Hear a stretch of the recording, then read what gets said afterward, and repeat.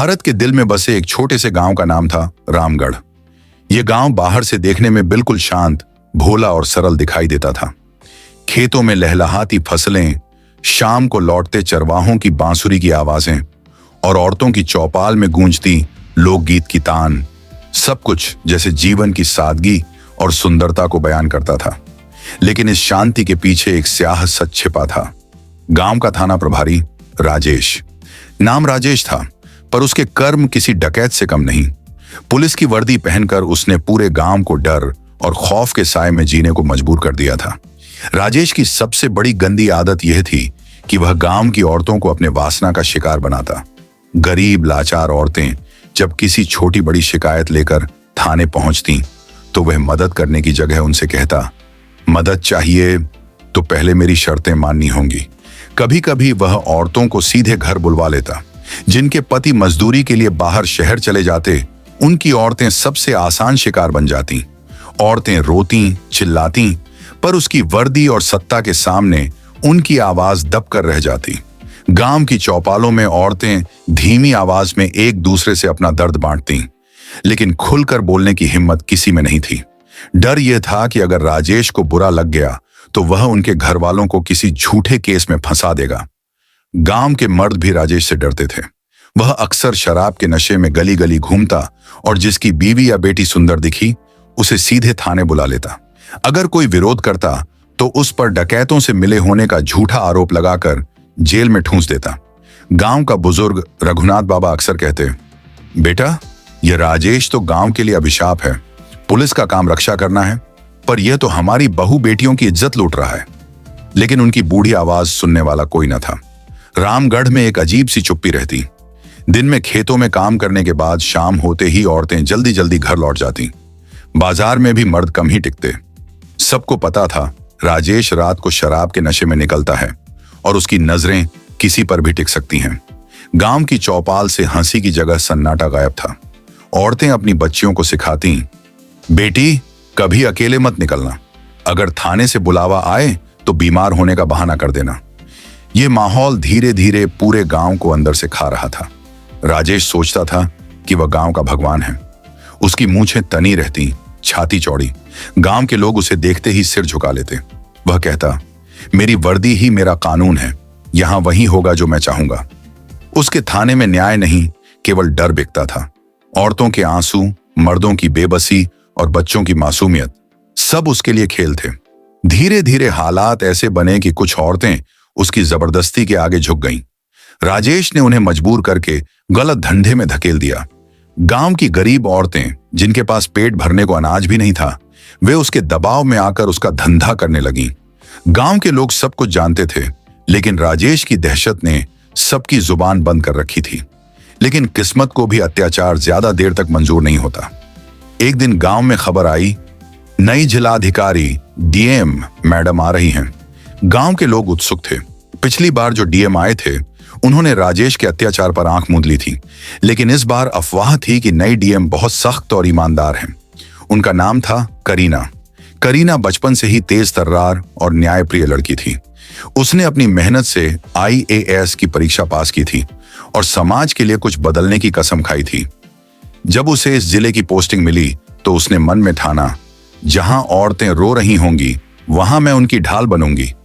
जिस दिन करीना पहली बार गांव आई, पूरा गांव उसकी झलक देखने चौपाल पर जमा हो गया। उसने सादी कॉटन की साड़ी पहन रखी थी, बाल कंधों तक बंधे हुए, चेहरे पर सख्ती और आंखों में करुणा।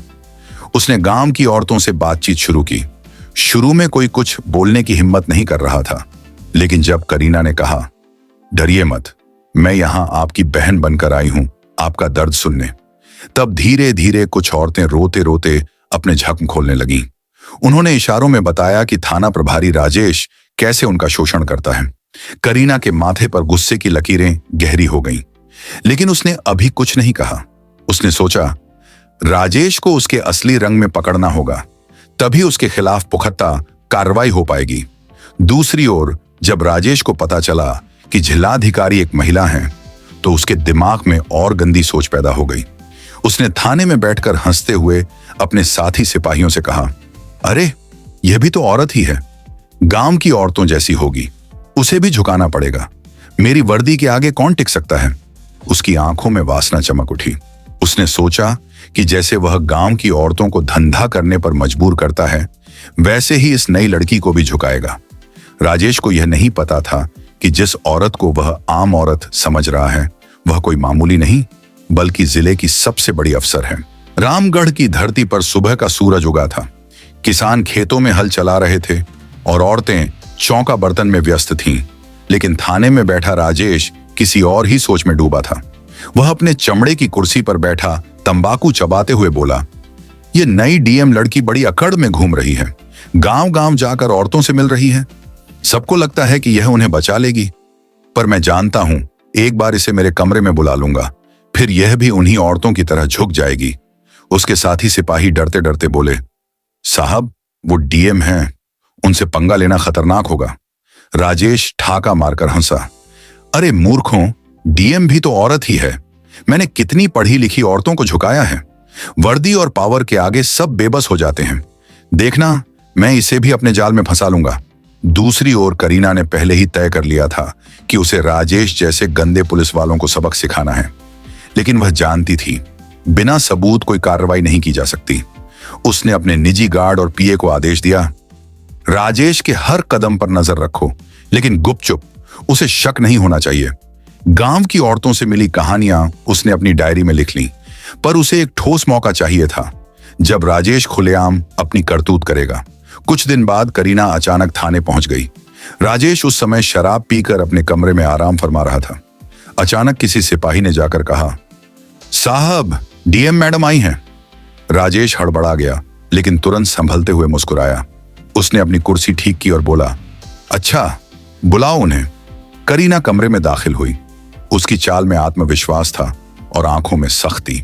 उसने राजेश को सलाम करने का इशारा भी नहीं किया। वह सीधी उसकी मेज के सामने बैठ गई और बोली, थाना प्रभारी, मैंने सुना है आपके क्षेत्र में अपराध बहुत बढ़ रहे हैं। शिकायतें हैं कि गरीब औरतों के साथ अन्याय हो रहा है।